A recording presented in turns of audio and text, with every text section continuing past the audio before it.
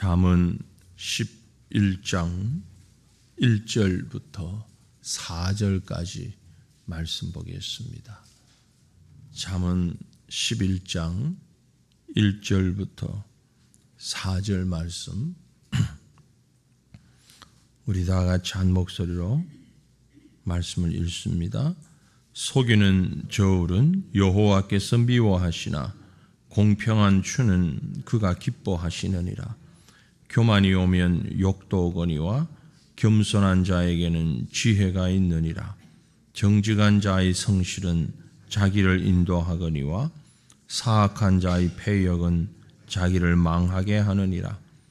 재물은 진노하시는 날에 무익하나 공의는 죽음에서 건지느니라. 아멘.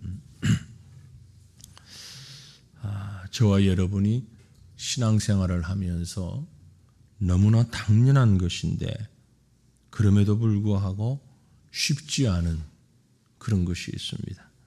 그건 바로 우리의 신앙이 생활 속에서 그대로 녹아서 나타나는 이것을 말합니다. 믿음 좋은 사람이 누군가 표면적으로 기도를 많이 하고 잘하고 성경을 많이 아는 사람, 예배에 빠지지 않는 사람, 그렇게 우리가 이해하기 쉽지만 실상은 그것은 믿음이 좋기 위한 기초 혹은 에너지원, 그렇게 얘기할 수 있고 그것 자체만 가지고 믿음이 좋다 그렇게 표현할 수는 없는 것입니다. 믿음이 좋은 것은 그런 믿음 생활을 위한 바른 에너지원을 가지고 힘을 가지고 생활 속에서 믿음의 모습이 나타나는 것, 이게 믿음이 좋은 것입니다. 제가 종종 말씀드립니다마는 우리가 예배당에 와서 예배를 드리고 성경을 공부하고 기도하고 하는 것은 주유소에 들어가서 주유를 하는 것과 똑같다. 그렇게 생각하시면 되는 거죠. 주유를 가득 했다고 해서 차가 잘 달리고 또 좋은 차이고 그런 건 아닙니다. 모든 차는 주유하지 않으면 꼼짝을 할 수가 없습니다. 그러니까 주유를 하고 요즘 전기차 같으면 충전하고 하는 것은 당연히 해야 하는 것이고 그건 모든 자동차라면 당연히 해야 되는 것이고 그 다음에는 가득 넣은 기름의 힘을 가지고 충전한 전기의 힘을 가지고 잘 달려야 되는 겁니다. 갈 때 가고 설 때 서고 편안하게 잘 움직이는 그게 좋은 차지요. 신앙도 마찬가지죠. 성경을 많이 알고 기도를 많이 하고 예배에 빠지지 않고 이건 주유소에서 지금 충전 잘한 겁니다. 그 다음에는 삶 속에서 우리의 생활 속에서 바르게 살아야 되는 거죠. 근데 그게 쉽지 않다는 겁니다. 너무 당연한 것인데 그래서 많은 사람들이 신앙과 또 생활의 이원화 너무 이 간격이 커서 고민하고 갈등하고 하는 분들도 있습니다. 대부분의 우리 성도들이 세상에서 욕을 먹을 때 바로 이 부분 때문에 먹는 거죠. 우리가 아는 것, 믿는 것, 그것과 생활 속에서 나타나는 것, 이게 너무 다르다는 거죠. 나 자신이 그것 때문에 실망하고 다른 사람이 그것 때문에 실망하고 그런 면에서 잠언 11장은 바로 그렇게 우리 믿음의 사람에게 가장 기본적인 믿음이 우리 삶 속에서 어떻게 녹아나야 되는가, 어떻게 적용되어야 하는가 하는 부분을 아주 구체적으로 그리고 있다는 면에 있어서 우리 신앙에 있어서 매우 중요한 그런 부분이다라고 볼 수 있습니다. 1절에 보니까 속이는 저울은 여호와께서 미워하시나 공평한 추는 그가 기뻐하신다. 저울이 전자저울이 나오기 전에 이렇게 가로로 된 대로 된 것 같은 그런 저울 가운데 이렇게 손잡이가 있고 한쪽엔 추가 있고 한쪽엔 물건이 올라가는 그런 저울을 장에서 많이 썼습니다. 또 바늘이 돌아가는 그런 기계식 저울도 있었고요. 아무튼 어떤 모양이 되든 그 저울을 속이려고 하는 사람과 속지 않으려고 하는 사람의 긴장이 이 장터에서는 항상 있어 왔습니다. 사실 우리 생활 속에 그러한 것들이 없어진 게 그리 오래되지 않습니다. 뭐 지금도 남아 있는지도 모르겠고요. 아주 수단 방법 가리지 않고 기묘한 방법으로 그렇게 속여왔지요. 예전에 쌀을 이제 시장에서 대 담아서 이렇게 살 때도 있었잖아요. 그때도 이 대를 어떻게 잠깐 해서 속이는 사람들 있었습니다. 또 그걸 찾아내려고 하는 사람들도 있었고요. 뭐 지금도 주유소 얘기를 했습니다만 주유소 기계를 이렇게 조작을 해가지고 정상적인 양이 들어가지 않고 조금의 양이 들어가는데 수치는 올라가도록 이렇게 하는 사람들이 있었지요. 얼마 전까지만 해도 뉴스에 나오곤 뭐 그렇게 했었는데 이런 모든 것들을 말하는 거죠. 즉 속이는 저울, 그 말은 다른 말로 얘기하면 일상 속에서 정직하지 못한 행위, 뭐 그렇게 정리할 수도 있겠습니다. 일상 속에서 정직하지 못한 그런 삶, 거짓이 있는 삶, 이것은 하나님이 기뻐하시지 않는다. 공평한 추를 기뻐하신다. 정직한 삶을 기뻐하신다 라고 말씀합니다.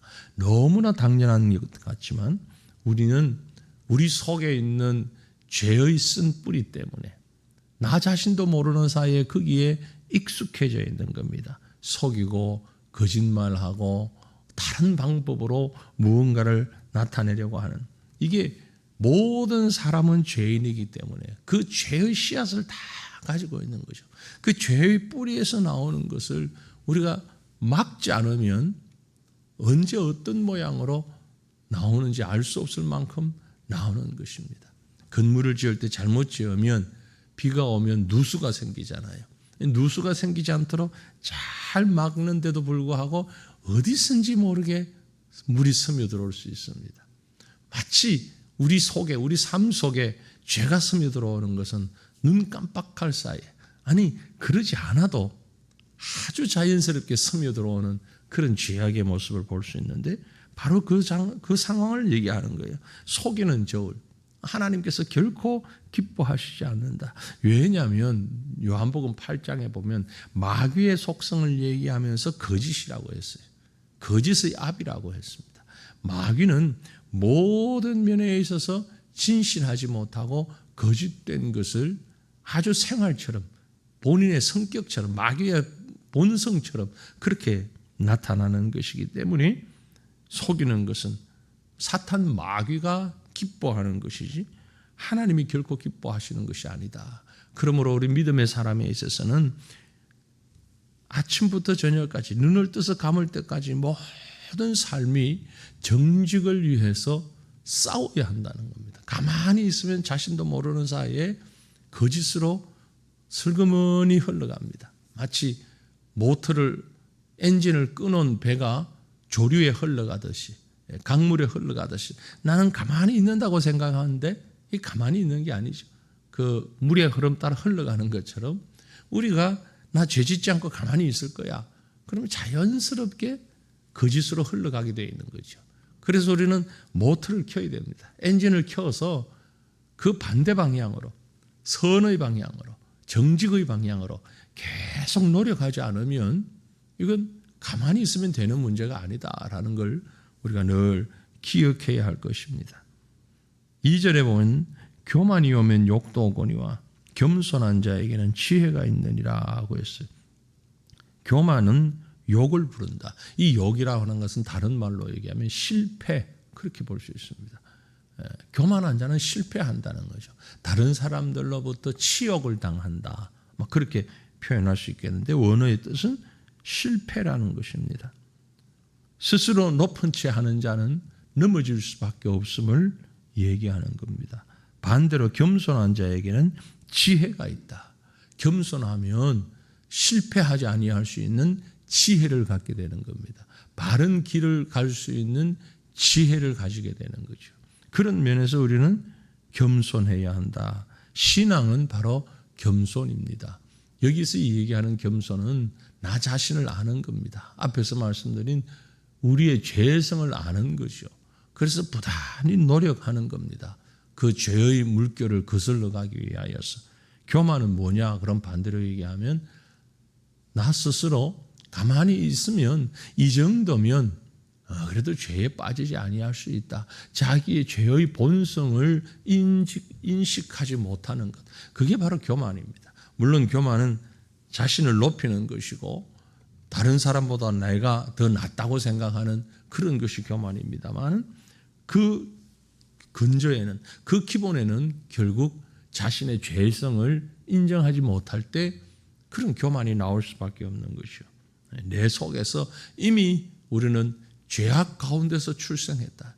모친이 나를 잉태하고 나를 출생한 우리의 부모가 죄악 가운데서 출생했기 때문에 우리는 죄 가운데서 태어났습니다. 이 사실을 알고 이 사실을 인정하고 이 사실을 깨닫는 것이 겸손의 시작입니다. 이걸 시작하지 못하면 겸손은 그저 허황된 그런 말장난에 불과할 것입니다. 그래서 교만한 자는 실패할 수밖에 없고 겸손한 자는 지혜롭게 승리할 수 있는 자죠. 더 나아가서 3절에서 말합니다. 정직한 자의 성실은 자기를 인도하거니와 사악한 자의 패역은 자기를 망하게 한다 했습니다. 1절에서 얘기한 거짓을 뿌리치는 것, 그게 바로 정직한 것이겠죠. 그러나 여기서 얘기하는 정직은 그게 하나 더 나갑니다. 가슴에서부터 하나님의 법대로 살려고 하는 것, 이게 정직이라고 볼 수 있는 거죠. 내 가슴에서부터, 내 생각에서부터, 내 심령에서부터 하나님의 법대로 살려고 하는 것. 에베소서 6장에 보면 성도의 영적인 무장, 전신갑주에 대해서 표현하는 것 우리가 잘 압니다. 거기에 우리의 가슴을 무엇로 막아야 된다 했는 거 아니? 의의 흉배로 우리의 가슴을 잘 막고 무장해야 된다라고 표현을 했습니다. 갑옷과 같은 그런 것을 생각하시면 되죠. 의로운 그런 갑옷을 입고 가슴을 막았을 때 화살이나 이런 창으로 전쟁을 할 당시니까 그러한 것들을 막을 수가 있는 거죠. 우리의 가슴이 진리로, 우리의 가슴이 성실함으로, 하나님의 말씀으로 무장되어 있지 않으면 사탄 마귀는 우리를 향해서 지속적으로 공격해 옵니다. 공격할 때에 머리가 중요하죠. 또 가슴이 중요하죠. 왜 그렇습니까? 손과 발은 물론 부상을 입으면 힘들지만 즉사하지는 않아요. 바로 즉사하는 것은 머리와 가슴이겠죠. 그래서 구원의 투구와 의의 흉배, 아주 중요한 무장 가운데 직접적인 적군의 화살을 막을 수 있는 것, 그게 우리의 가슴이 하나님의 말씀으로 채워져 있어야 한다. 이게 바로 정직한 자의 성실입니다. 하나님의 말씀으로, 하나님의 의로 우리의 가슴이, 우리의 심장이 뜨거워질 때, 그때 우리는 비로소 성실이라는 단어를 사용할 수 있습니다. 세상 사람들은 성실하다 그러면 어제 자기 본분을 잘 감당하는, 그게 세상에서 성실함이죠. 그러나 믿음의 사람에게 성실함은 말씀대로 사는 것입니다. 내가 좋은 대로, 내가 생각해서 바른 대로 사는 것, 그럼 불신자도 얼마든지 할 수 있어요. 불신자 중에도 훨씬 윤리적인 사람 많이 있잖아요. 아주 불신자 가운데서도 어렵고 힘든 사람들에 대해서 기부를 많이 하는 기부왕 있잖아요. 불신자 가운데서도 정말 사회에 꼭 필요한 일들을 많이 하는 사람들 많이 있습니다. 그 사람들이 오히려 우리 성도들을 보고 비난할 수도 있죠. 세상 사람들은 그걸 비교하면서 봐라, 예수 안 믿는 사람도 저러는데, 우리 인정할 수밖에 없어요. 그럼 우리에게 있어서 성실은 뭐냐? 말씀으로 우리의 삶을 딱 막아서는, 말씀으로 우리가 중심에 서는, 이게 영적인 성실함이다. 그게 바로 우리 믿음에서 녹아날 때에 이것이 진정한 신앙이라는 것을 말씀하고 있는 겁니다. 4절입니다. 재물은 진노하시는 날에 무익하나 공의는 죽음에서 건지느니라. 진노하시는 날, 하나님께서 죄인을 향하여서 진노하신다. 그 뒤에 나오는 말씀 보면 죽음의 순간에 그런 얘기. 우리가 죄의 삭선 사망이기 때문에 모든 사람은 사망하기 마련입니다. 바로 그 순간에 우리를 건지는 건 뭐냐? 재물이 아니라는 거죠. 우리가 마지막 순간에 가장 우리를 중요하게 여기고 우리를 구원할 수 있는 것은 재물이 아니라는 거예요. 세상에 사는 동안에는 꼭 필요합니다. 뭐 좋으니 싫으니 그래도 이거 없으면 안 돼요. 꼭 필요해요. 그러나 죽음 앞에 설 때에 우리에게 꼭 유익한 것은 공의다. 공의가 뭡니까? 하나님의 법입니다. 하나님의 말씀이에요. 앞에서도 쭉 얘기했던 하나님의 말씀이 우리 가슴에 있고 하나님의 말씀이 우리를 겸손하게 만들고 하나님의 말씀이 우리로 하여금 정직하게 만드는데 그 하나님의 말씀이 마지막에 우리를 살리는 힘이 되고 기준이 되고 도구가 된다 라는 말씀입니다. 이 공의는 하나님을 향한 우리의 마음입니다. 이것이 진정한 믿음입니다. 저와 여러분이 이 땅을 떠나는 날까지 호흡이 있는 날 동안 이 세상에 살면서 믿음으로 살아가는 성도의 삶을 살아가는 자입니다. 어떻게 하는 것이 바른 믿음인가? 오늘 잠언 11장을 마지막까지 쭉 읽고 한 절 한 절 묵상하면서 이 말씀 가운데서 정말 기본적인 신앙의 덕목 혹은 자세 혹은 본분 이러한 것들이 무엇인가를 깊이 묵상하면서 하나님 앞에 부끄럽지 않은 말씀 앞에 부끄럽지 않은 정직하고 신실한 믿음의 삶을 살아가는 저와 여러분이 우리의 삶이 되어지기를 간절히 바랍니다. 같이 기도합니다. 하나님 아버지 감사합니다. 우리에게 말씀을 주시고 우리에게 믿음을 주시고 하나님을 향한 마음을 주시니 감사합니다. 오직 주를 바라보고 주를 의지하고 그러나 이 땅에서 죄가 가득한 이 땅에서 세상을 헤치며 살아가야 하는 우리, 그래서 우리에게 믿음이 필요하고 신앙의 힘이 필요한데 하나님 아무리 애를 써도 때로는 우리가 이 사실을 망각하고 세상 흐름에 나 자신을 맡겨버릴 때가 얼마나 많은지 모릅니다. 다시 한번 주님 앞에 간구합니다. 깨어 간구합니다. 하나님, 죄악의 조류에 우리를 맡기는 어리석은 자가 되지 아니하게 하옵소서. 내 속에 있는 하나님을 향한 믿음의 그 뿌리가 다시 한번 힘을 의지하고 주님 앞에서 세상 가운데서 믿음으로 살아가는 우리의 삶을 유지할 수 있도록 이 능력을 허락하여 주시기를 원합니다. 말씀의 능력을, 정직의 능을 하나님 허락하여 주셔서 마지막 순간까지 주의 말씀 붙잡고 진리 가운데 공의로 승리할 수 있는 우리의 삶을 살도록 하나님 인도하여 주시고 능력도 하여 주시옵소서. 가장 필요한 것이 우리에게 세상을 살아가는 가장 필요한 능력이 바로 하나님의 말씀임을 깨달아서 우리의 삶 속에 바른 믿음의 삶을 살아가는 온전한 성도의 삶을, 하나님 백성의 삶을 살아가며 승리하는 우리의 모습이 될 수 있도록 인도하여 주시옵소서. 오늘도 우리의 본성을 이기고 진리로 승리케 하시는 하나님의 능력을 의지하오며 간구하옵고 거룩하신 우리 구주 예수님 이름으로 기도 올리옵나이다. 아멘. 하늘에 계신 우리 아버지여, 이름이 거룩히 여김을 받으시오며 나라가 임하시오며 뜻이 하늘에서 이루어진 것 같이 땅에서도 이루어지이다. 오늘 우리에게 일용할 양식을 주시옵고 우리가 우리에게 죄 지은 자를 사하여 준 것 같이 우리 죄를 사하여 주시옵고 우리를 시험에 들게 하지 마시옵고 다만 악에서 구하시옵소서. 나라와 권세와 영광이 아버지께 영원히 있사옵나이다. 아멘.